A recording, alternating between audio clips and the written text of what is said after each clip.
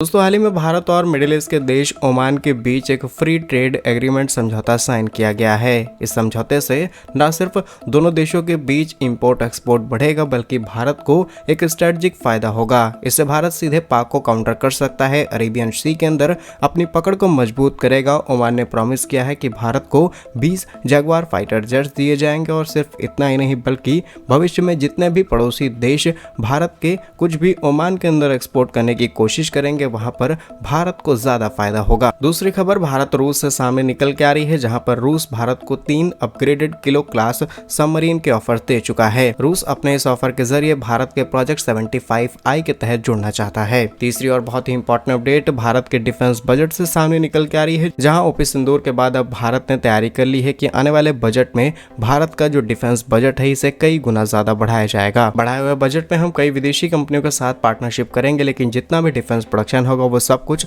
Under make in India किया जाएगा। जानते हैं आज के इस वीडियो में तीनों ही इंपॉर्टेंट अपडेट डिटेल्स में। यदि आपको हमारा काम पसंद आए वीडियो को लाइक, चैनल को सब्सक्राइब जरूर कीजिएगा, क्योंकि आपका ये छोटा सा काम आप तक ये जरूरी और सही खबरें लाने में हमारी बड़ी मदद करता है। तो सबसे पहले भारत और ओमान से आ रही अपडेट की बात की जाए तो कुछ दिनों पहले ही भारत के प्रधानमंत्री नरेंद्र मोदी जी 3 देशों की यात्रा करते हैं, जिसमें जॉर्डन, इथोपिया और ओमान शामिल था। ओमान लास्ट की यात्रा थी, लेकिन जैसे ही भारत के प्रधानमंत्री नरेंद्र मोदी जी ओमान पहुंचते हैं, प्रधानमंत्री जी का भव्य स्वागत किया जाता है। उनको कुछ ऐसे सम्मान दिए जाते हैं जो कि बहुत ही कम या फिर कहें लिमिटेड लोगों को मिल पाते हैं। लेकिन इसी बीच खबर सामने निकल के आती है कि दोनों देशों के बीच फ्री ट्रेड एग्रीमेंट साइन हो चुका है, जिससे आने वाले समय में जो भी भारत चीजें ओमान के अंदर एक्सपोर्ट करता है उनमें से ऑलमोस्ट 98% चीजों पर किसी भी तरीके का कोई टैक्स कहें या फिर टैरिफ नहीं लगेगा। यानी कि भारत से एक्सपोर्ट किए गए 98% सामान शुल्क फ्री हो जाएंगे। इसमें टेक्सटाइल, एग्रीकल्चर,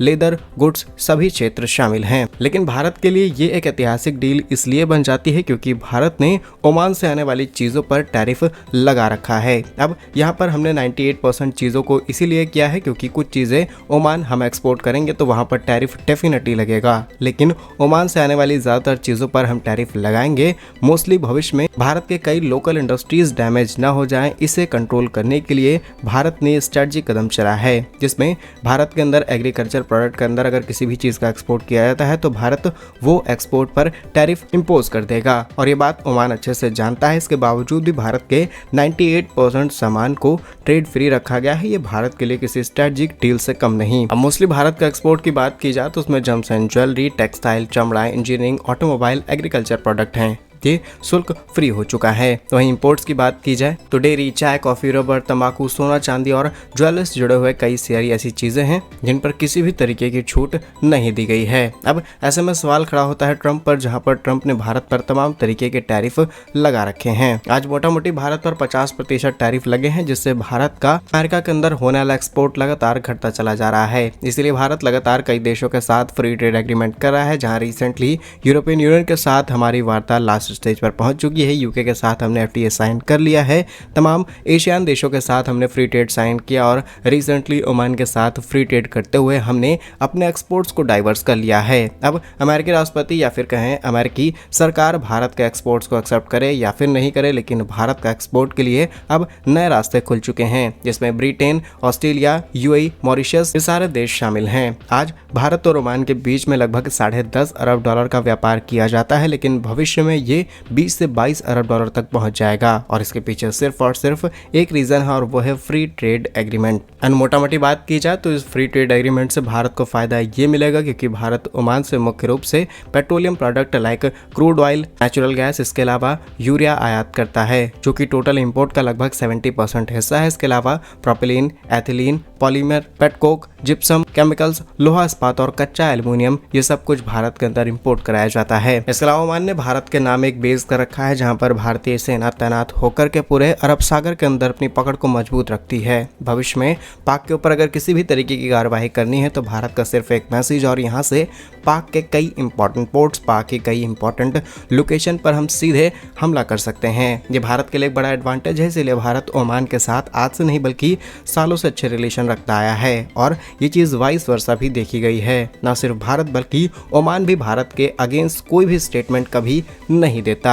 वहीं रिसेंटली भारत और ओमान के बीच में डील हो चुकी है कि ओमान अपने retired 20 Jaguar fighter jet Bharat को देने वाला है, क्योंकि अभी भारत के पास फाइटर जेट की जो एग्जिस्टिंग स्क्वाड्रन है वो बहुत ही कम है क्राइटेरिया से, इसीलिए हमें पुराने फाइटर जेट इस्तेमाल करने पड़ रहे हैं। लेकिन जो फाइटर जेट डिसकंटिन्यू हो चुके हैं या फिर प्रोडक्शन बंद हो चुका है, उनकी रिपेयरिंग एंड मेंटेनेंस में कई प्रॉब्लम्स आती हैं। अब जापान से हमें 20 जैगुआर फाइटर जेट मिल रहे हैं। डेफिनेटली इनके पार्ट्स एंड कंपोनेंट्स का इस्तेमाल करते हुए हम अपने एग्जिस्टिंग फाइटर जेट्स को रिपेयर एंड मेंटेन कर पाएंगे। बहुत ही कम बजट में भारत अपग्रेडेड फाइटर जेट का इस्तेमाल कर सकता है। और ओमान से आने वाले फाइटर जेट में कई इंजन भी हैं जो कि अभी बहुत ही अच्छी कंडीशन में हैं, तो ये ऑलमोस्ट फ्री की डील भारत के लिए बन जाती है। दूसरी खबर भारत और रूस से सामने निकल के आ रही है, जहां पर दिसंबर 2025 में ही रूस के राष्ट्रपति व्लादिमीर पुतिन ने भारत की यात्रा की थी। और अब खबर सामने निकल के आ रही है कि 2028 तक एक Akula class nuclear submarine lease पर भारत को दिया जाएगा। और जस्ट इस ऑफर के बाद एक और ऑफर सामने निकल के आता है, जिसमें कन्वेंशनल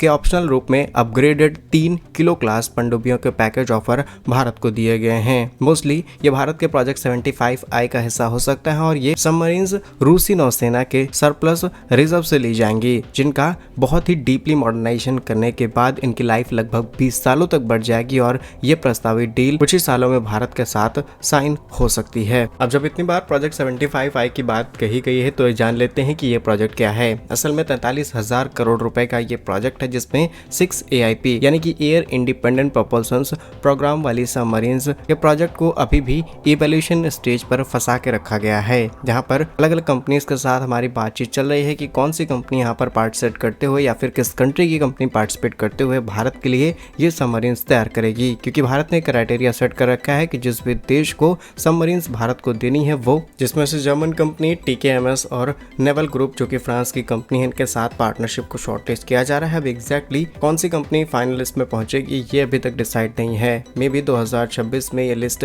पूरी तरीके से क्लियर हो जाएगी कि प्रोजेक्ट 75I में कौन सी कंपनी पार्टिसिपेट कर रही है। उसके बाद हम प्रोजेक्ट 76 को भी लॉन्च करेंगे, जिसमें हम HWD किलो सब की करीब 2035 तक 24 सबमरीन्स शामिल करना चाहते हैं और इसके लिए एक बड़ा प्रोजेक्ट या फिर बड़ा टेंडर भारत को रिलीज करना होगा। करंटली 2025 तक की रिपोर्ट्स के मुताबिक भारत के पास 16 कन्वेंशनल सबमरीन है, जिसमें से 7 रूस की सिंधुघोष क्लास किलो सबमरीन है। उसके बाद 4 जर्मन HWD शिशुमार क्लास की और 6 फ्रांसीसी डिजाइन की कालवरी क्लास स्कॉर्पियन सबमरीन्स शामिल हैं। 1986 से 2000 के बीच ली गई अब ये सबमरीन्स कई मेंटेनेंस के चैलेंजेस फेस कर रही हैं, इसीलिए हमें रिप्लेसमेंट की जरूरत है और इसीलिए प्रोजेक्ट 75, प्रोजेक्ट 75I और मे भी प्रोजेक्ट 76 लॉन्च किया गया, ताकि हम पुरानी सबमरीन्स को रिप्लेस करते हुए नई सबमरीन्स शामिल कर पाएं। भारत के इस तैयारी और रूस के इस ऑफर पर क्या सोचते हैं, कमेंट्स अपने आज जरूर लिखिएगा। नेक्स्ट और बहुत ही इंपॉर्टेंट अपडेट भारत के अपकमिंग डिफेंस बजट से सामने निकल के आ रही है, जहां पर इस बार डिफेंस बजट